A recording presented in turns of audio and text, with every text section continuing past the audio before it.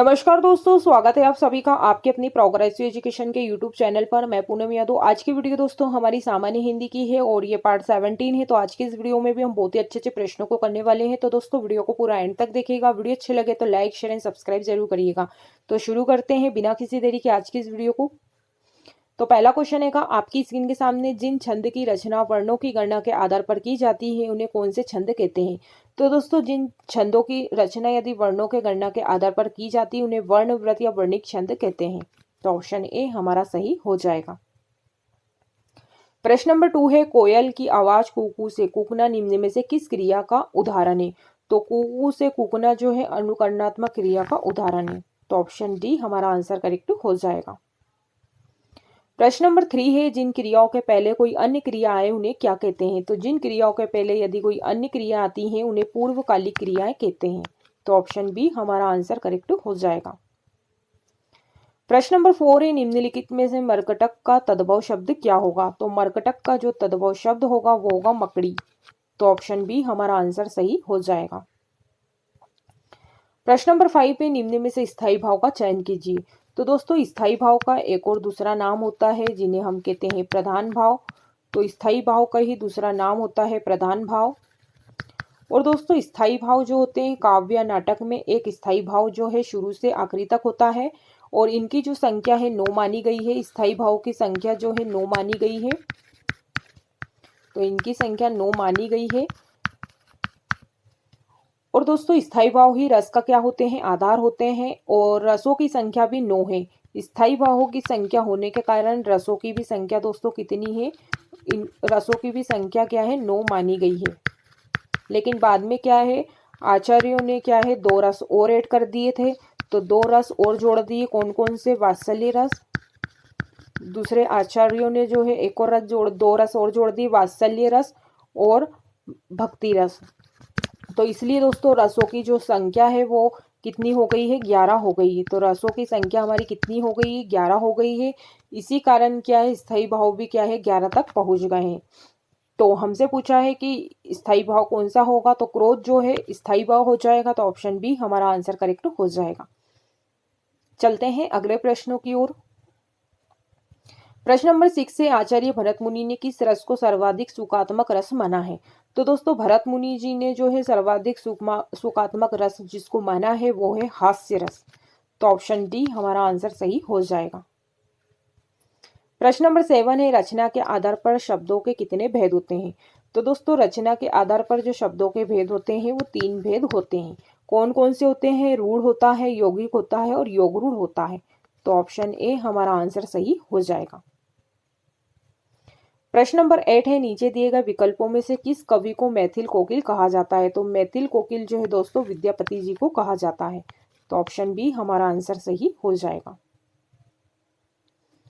प्रश्न नंबर 9 है, निम्न में से मौसी का तत्सम शब्द क्या होगा। तो मौसी का जो तत्सम शब्द होगा वो होगा मातृस्व सा।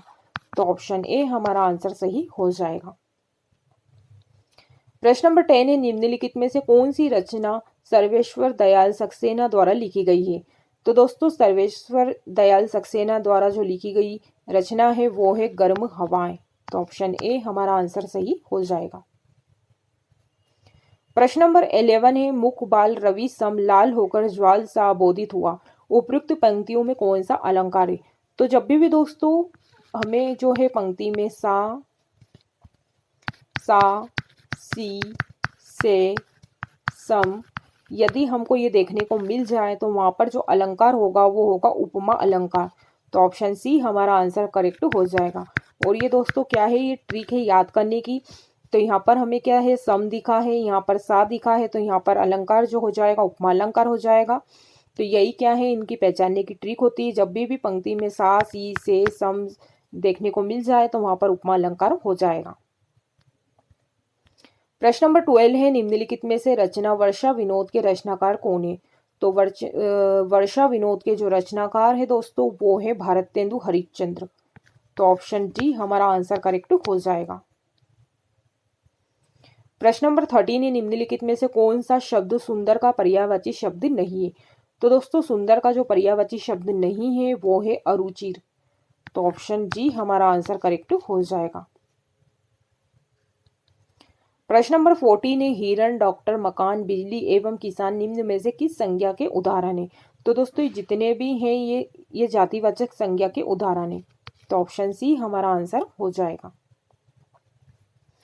प्रश्न नंबर 15 है निम्नलिखित में से कौन सा शब्द हमेशा बहुवचन में ही प्रयुक्त होता है। तो दोस्तों जो बाल है ये जो है शब्द ये हमेशा बहुवचन में ही प्रयुक्त होता है। तो ऑप्शन सी हमारा आंसर हो जाएगा। प्रश्न नंबर 16 है निम्नलिखित में से विभक्तियां से का अलगाव निम्न में से किस कारक का उदाहरण है। तो दोस्तों जब भी कोई चीज किसी चीज से अलग होती है, जैसे पेड़ से पत्ता गिरा, तो ये क्या है, कोई चीज किसी चीज से अलग होती है तो ये अलगाव है। तो ये जो कारक का उदाहरण है ये दोस्तों जो ये से विभक्ति है ये अपादान कारक की है, और अलगाव भी क्या है, अपादान कारक को ही कहा जाता है। तो दोनों का ही अर्थ एक ही होता है और इनकी विभक्ति जो है से होती है। तो ऑप्शन ए हमारा आंसर करेक्ट हो जाएगा। प्रश्न नंबर 17 है निम्नलिखित में से द्रव्यवाचक संज्ञा शब्द का चयन कीजिए। तो दोस्तों द्रव्यवाचक जो संज्ञा होगी वो होगी पीतल। तो ऑप्शन बी हमारा आंसर सही हो जाएगा। प्रश्न नंबर 18 है निम्न में से सममात्रिक छंद कौन सा है। तो दोस्तों जो सममात्रिक छंद है वो चौपाई है। तो ऑप्शन बी हमारा आंसर करेक्ट हो जाएगा। और चौपाई में दोस्तों कितनी मात्राएं होती हैं, तो चौपाई में जो है 16 मात्राएं होती हैं। प्रश्न नंबर 19 है निम्न में से विभाव के कितने प्रकार होते हैं। तो दोस्तों विभाव के जो है 2 प्रकार होते हैं। एक होता है हमारा आलंबन विभाव और दूसरा होता है हमारा उद्दीपन विभाव। तो दूसरा होता है उद्दीपन विभाव। तो दोस्तों 2 विभाव होते हैं हमारे, पहला होता है आलंबन विभाव, दूसरा होता है उद्दीपन विभाव। तो ऑप्शन सी हमारा आंसर करेक्ट हो जाएगा। प्रश्न नंबर 29 छंद के प्रत्येक चरण के अंत में स्वर व्यंजन की समानता को क्या कहते हैं। तो दोस्तों स्वर और व्यंजन की समानता को जो है तुक कहते हैं। तो ऑप्शन डी हमारा आंसर सही हो जाएगा। तो दोस्तों आज के लिए बस इतना ही। मैं उम्मीद करती हूँ कि जितने भी आज हमने इस वीडियो के माध्यम से 20 प्रश्नों को करे हैं आप लोगों को अच्छे से समझ में आ गए होंगे। यदि दोस्तों आप लोगों को वीडियो अच्छी लगी है तो लाइक करिएगा, शेयर करिएगा और कमेंट बॉक्स में कमेंट्स करके जरूर बताइएगा कि आपको वीडियो कैसी लगी। यदि इस वीडियो से संबंधित कोई डाउट होते हैं आपके तो आप लोग मुझसे कमेंट बॉक्स में कमेंट्स करके जरूर पूछ सकते हैं। यदि मेरे ऐसे दोस्त हैं जो चैनल पर पहली बार जुड़े हैं या जिन्होंने अभी तक चैनल को सब्सक्राइब नहीं करा है तो वो भी प्लीज़ चैनल को सब्सक्राइब कर लें ताकि हमारी रोज की वीडियो का नोटिफिकेशन आपको मिलते रहे।